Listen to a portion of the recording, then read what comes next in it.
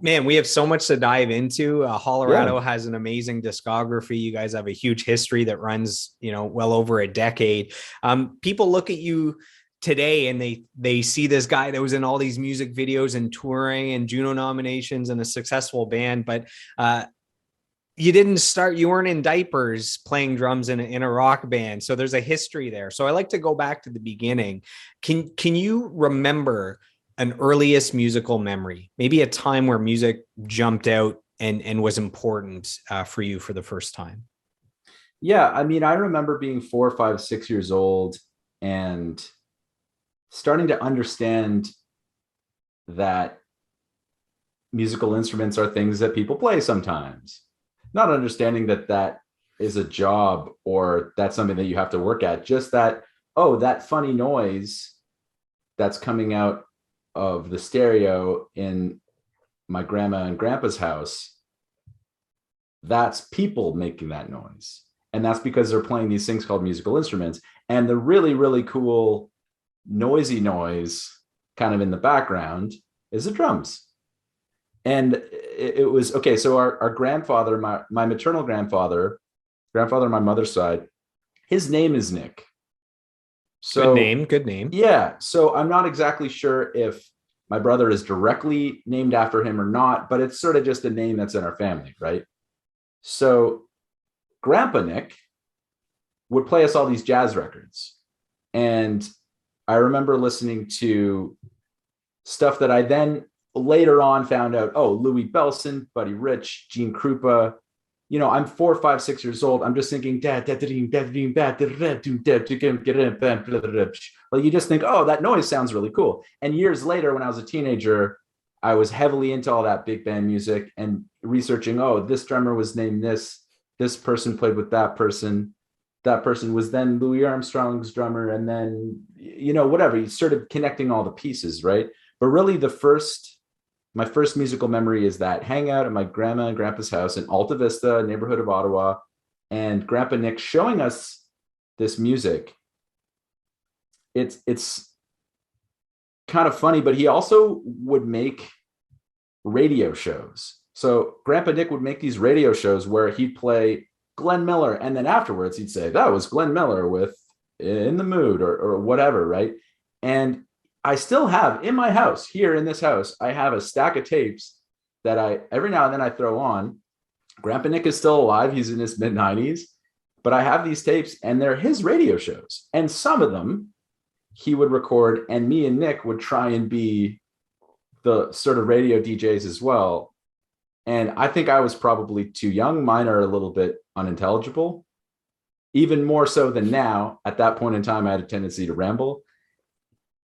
And so we were connecting with all this music at such a young age. And at some point in time, I remember just saying to people, yeah, I want to play drums. I didn't really know what that meant. I didn't really know what the work involved was. I didn't really know what equipment you needed to do that. I just knew I wanted to be kind of in the background going, or in the case of into the case of more rock and roll type music. And then when I was 9 years old, I started taking drum lessons at the Manatee School of Music, Manatee, Ontario, just south of Ottawa. That's where we were living at the time. And at some point, I just sort of decided, okay, this is something that I'm going to do for the rest of my life. Not that I was going to be a professional drummer. And really, other than teaching drums, I'm not really a professional drummer now. And I've never really considered myself a professional drummer. It's sort of beside the point. It's just something that I want to do. Any day that I can play drums for 5, 10, 20 minutes, half an hour, it's almost like whatever else happens that day is completely besides the point. Grandpa Nick sounds pretty awesome. He's a cool dude. Yeah. Yeah. How much did growing up in Manotick influence you as a musician and as a person? Well, it's where we started the band, really, ultimately. And I think it's weird because it was growing up in a small town, but it also was not having a lot of modern distractions. I don't know. It's really hard to say because there's two schools of thought here. On the one hand, when I was 13 years old, we might have had a Nintendo 64 or something, and we probably had like a dial-up internet connection or something. We might have even had high speed, which now would be considered completely slow speed, right? I can't really remember, but not having a phone and not just being glued to the internet all day long, like so much of us are wont to do nowadays, we would just either practice, guitar, bass, drums, whatever you're doing in the basement, or have friends over. Oh, okay. You've got a friend that you're going to middle school with. Oh, I know that person plays guitar, plays bass, plays piano, plays saxophone, whatever. We should just have all these jam sessions, right? And on the one hand, okay, without the distraction of technology, you have time, energy, and the sort of mental space to do all those things. Yet at the same time, I find myself being massively jealous of kids now that can tap into resources like YouTube, or if they want to buy a drum book, or if they want to take a music lesson, you can find the best drummer in the world and take a Skype drum lesson with them. It's for the best drummer in the world, it's going to cost a lot of money, but it's do possible. That. It's possible, right? And it's really interesting, that sort of access, versus necessity. And it's like, I don't know. It's so hard to say how your surroundings actually affected what you ended up doing. But I guess, Menno, the singer in Hollerado, his parents still live 4 doors down from the house that Nick and I lived at when we were kids, right? And I don't know how all those things shaped what ended up happening, but I know that, okay, the guitar player in the band was my brother, so we lived together, so that's bloody convenient. Dean, the bass player, and I have been best friends since we were 12 years old. He lived in Briar Green, just down the road, maybe a 15-minute drive. And Menno lived on the same street as Nick and I. So the specifics of what happened could not have happened without that sort of proximity, right? Isn't it funny how back when we were growing up, it's like times are so different. You'd get home from school and you would just play outside from like 4 o'clock until it got dark, and then you'd come in for food, and it's like, I just saw a comedian that said, how different parenting was back then. Like parents could, could just like leave and their kids would just be alone and it was normal, or their kids, they'd let their kids go out until it was dark. And they said the joke was that parents people actually on the radio would put out ads basically to remind parents that they had kids. So an ad would come on the radio, like to remind you that, as it gets dark, 7 o'clock. It's 7 o'clock. Do you know where your children are? Yeah, exactly. So that was the joke. Yeah. And now it's the opposite, right? I don't have children. I hope to, and I think I will at some point someday, but it's the opposite. And anytime anything is the opposite, it probably does go too far the other way. And that was so cool. There was a little park behind our house in Manatee called McLean Park. And I remember just hanging out with friends, and we would just meet up there.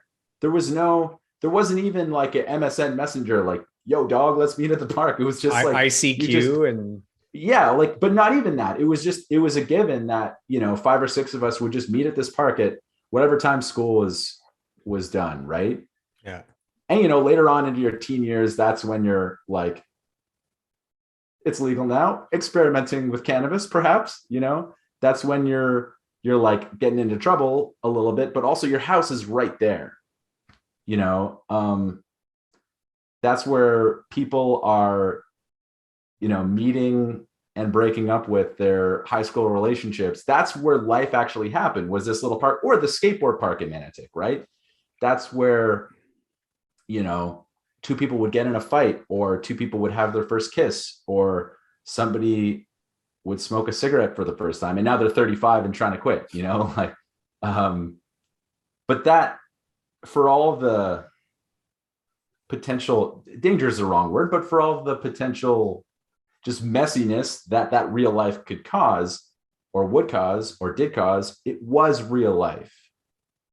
And certainly during the pandemic, I feel for everyone, but I definitely feel for kids that have been, let's say 14 to 16, and they haven't had, for long periods of time, they haven't had any of those real life experiences, which quite frankly kick the shit out of you, right?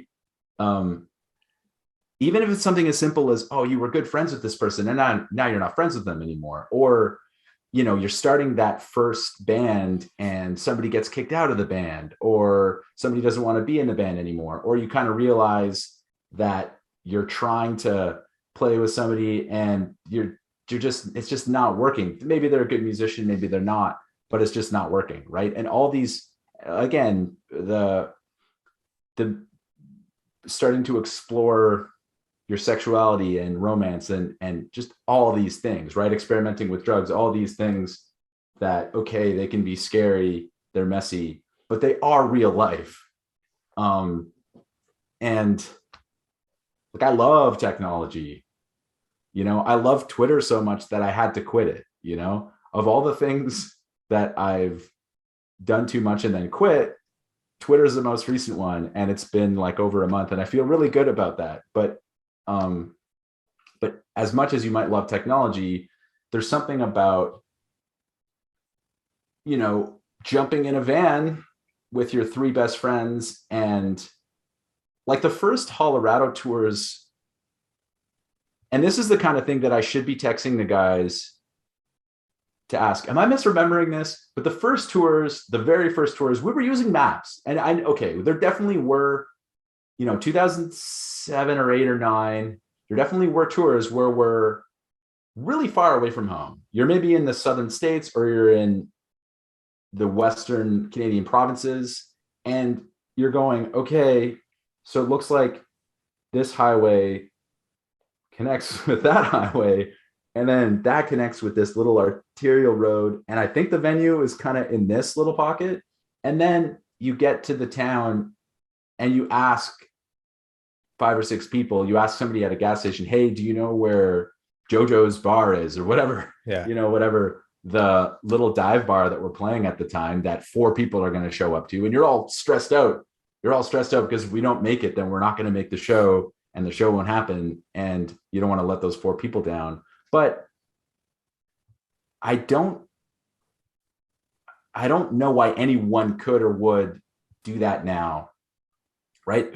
Nobody would go on tour without at least data on their phone or a GPS on the dashboard of their vehicle. I remember printing Mapquest. Yeah, Mapquest. Yeah.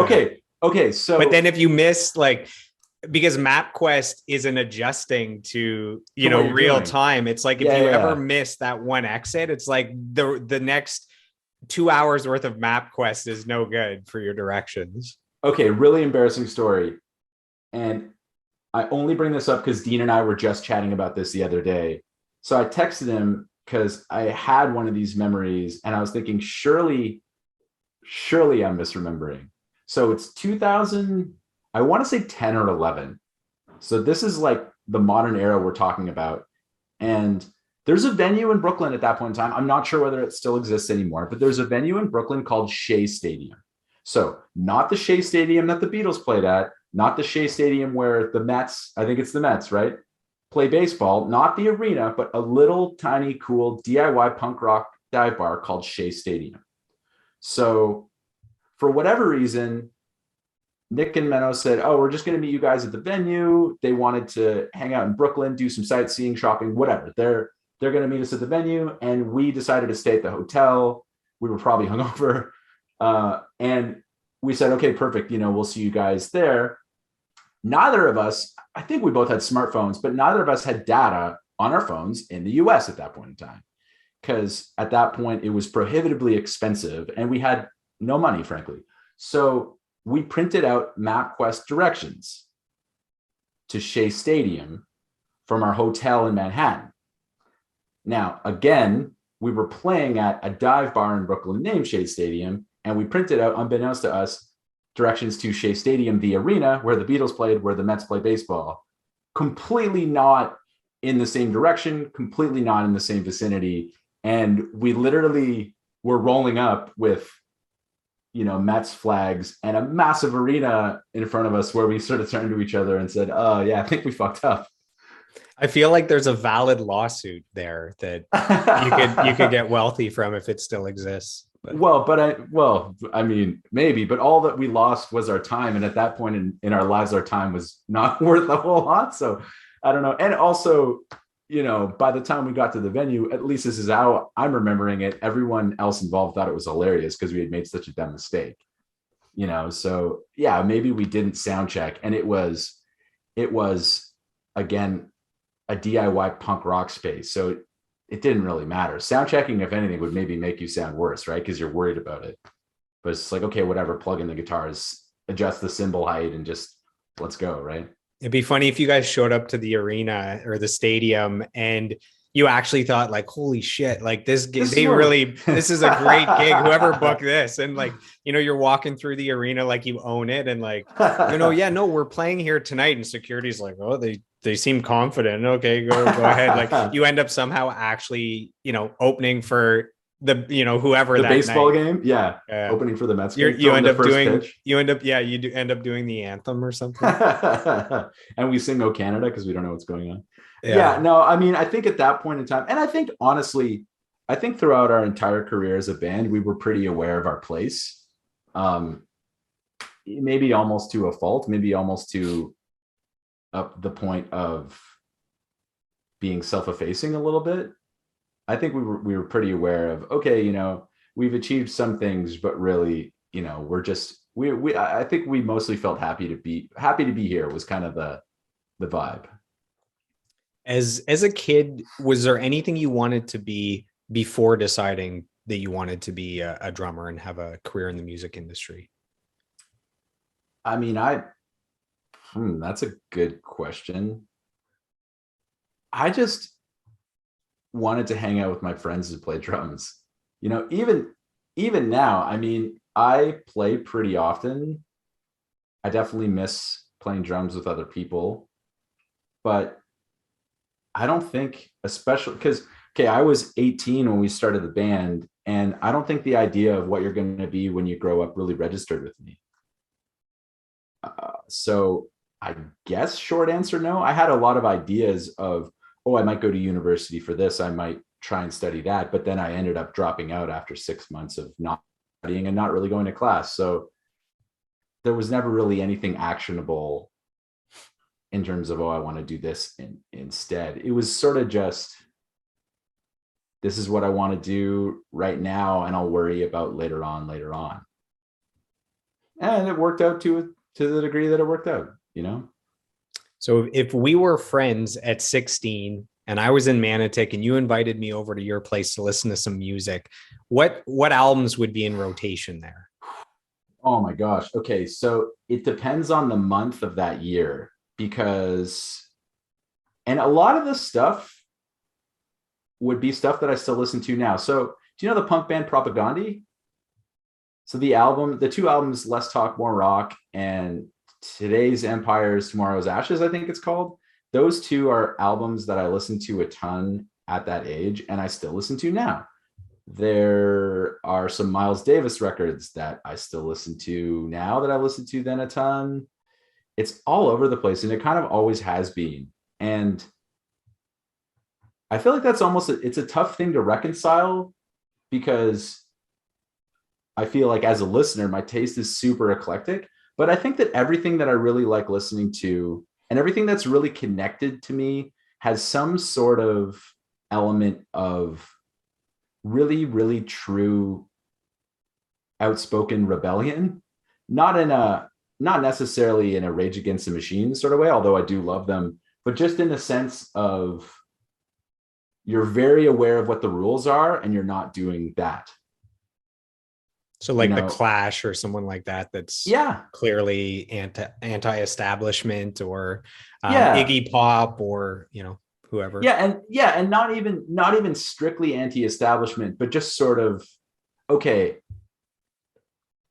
that's what you all are doing, And I'm going to point out maybe a bit of the hypocrisy in that, the sort of, that's why a lot of the jazz drummers and a lot of the jazz musicians are so cool. And I think that's why a lot of their art endures. And I think a lot of art that endures is art that is saying, not necessarily, fuck you, but rather, okay, there's a system and I'm going to both work within it and kind of around it at the same time and point out the sort of deviousness and hypocrisy in said system, whether that's a lot of the jazz musicians, they were pointing out, okay, classical music convention, right? Forget that. Punk rock musicians were sort of saying, okay, we're going to play the same music, but the idea of it sounding really clean and crisp, forget that. Hip hop artists, a lot of them said, okay, the idea that lyrics are going to be a certain way, forget that, right? Like every one of these big jumps in music history has really been led by somebody saying, okay, I'm going to take the convention and flip it on its head. And I think whatever I was listening to when I was 16, and when I go through records and CDs that I've had for, how fucking old am I? 15, 20 years. A lot of them that I still really love now that I loved then, that's the common thread. It isn't necessarily, oh, the drumming was great, or it's a certain genre of music. It's more just, it's kind of, angry is the wrong word, but it's the first one that comes to mind. It has a strong identity for sure. Yeah. And it's more than a anti-disestablishment, more than just being against the current convention. It's a real hyper awareness, right? And that's how you kind of play within a system as an artist, I think. I don't know. I mean, it's not really something I think about that often, but when I do look back at the music that I loved 15, 20 years ago and that I still love now, that's the common thread. That it's again, angry is the wrong word, but it's the first one that kind of comes to mind. Do you think that eclectic taste in music has helped you as a drummer to be able to play with different acts that don't all sound the same? I mean, I think at any point in time, if any drummer wants to be any level of successful, they have to do that. Unless you're very lucky and you've got a really steady thing. But again, you just had Glenn from Blue Rodeo on the podcast, right? Yeah, that episode drops today. So, oh, amazing. Yeah. So he's the perfect example. He's the perfect drummer for Blue Rodeo. He's a fantastic drummer. I'm a really big fan of both him as a person and his work. But there's so many things he can do on a drum kit that he doesn't do with Blue Rodeo necessarily. And I think if you look at anyone who plays drums, if they are any modicum of successful, you'll find that.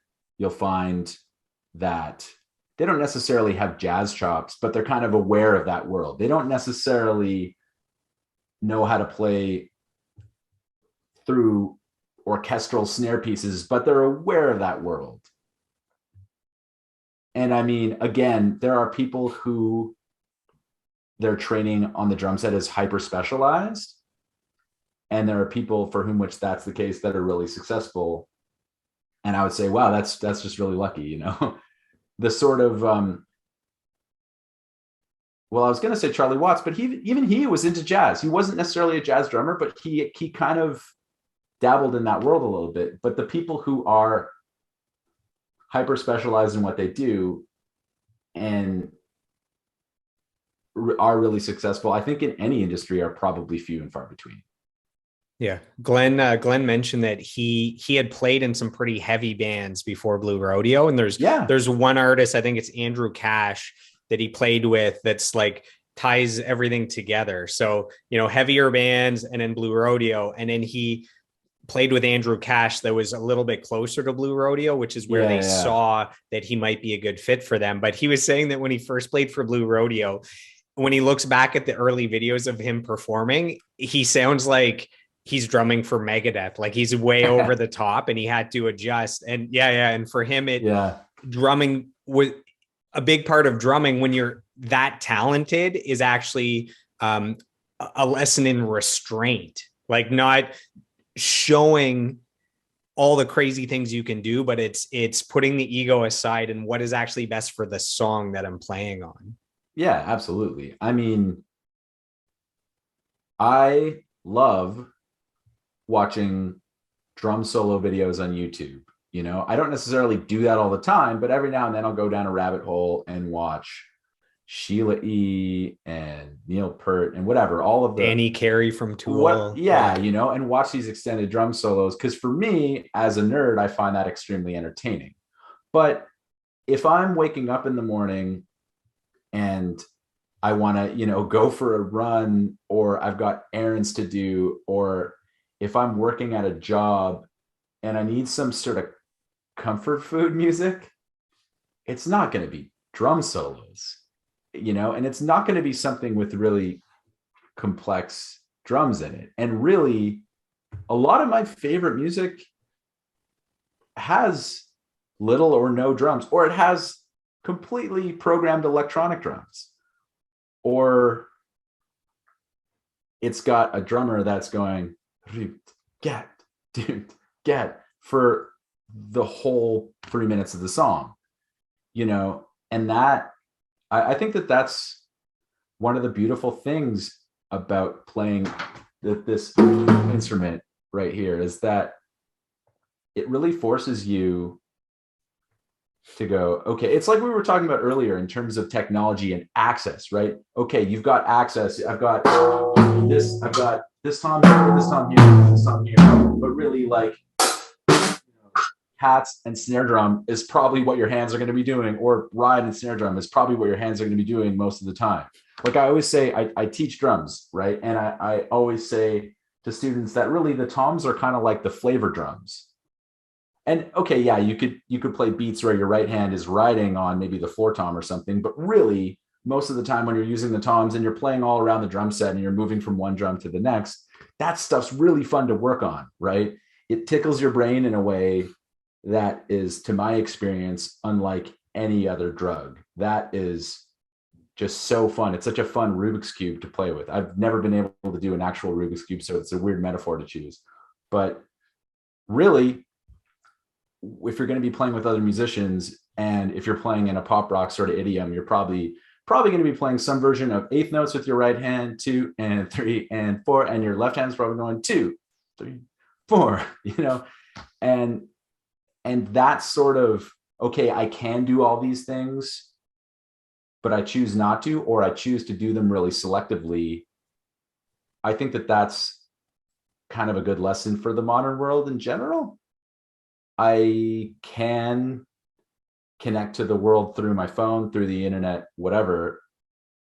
And I want to be really selective about how I do that. I can make all this fun noise, but most of the time it's going to be just and I think in our hyper connected world, that seems like it's just moving faster and faster all the time. And that's part of that's just me getting older, and part of that's objective truth.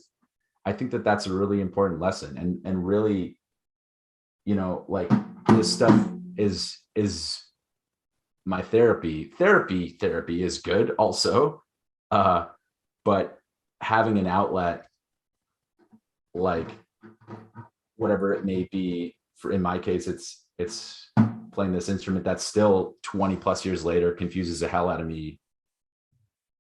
I think that it's just good for you, right? It's just good for your soul. Yeah. What was the question? What was the question? We're talking about drums.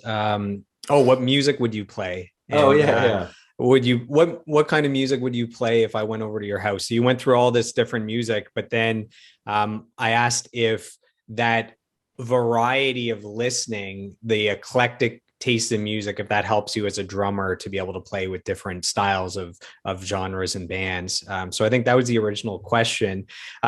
Just from you hitting those toms, when I promote this episode, I'm going to say there was a live performance from Jake Boyd on the drums. I might embellish a little bit, but yeah. People are going to watch the whole 2 hours, waiting for this drum solo. And, it wouldn't be a lie. There was a live drum performance. But anyways,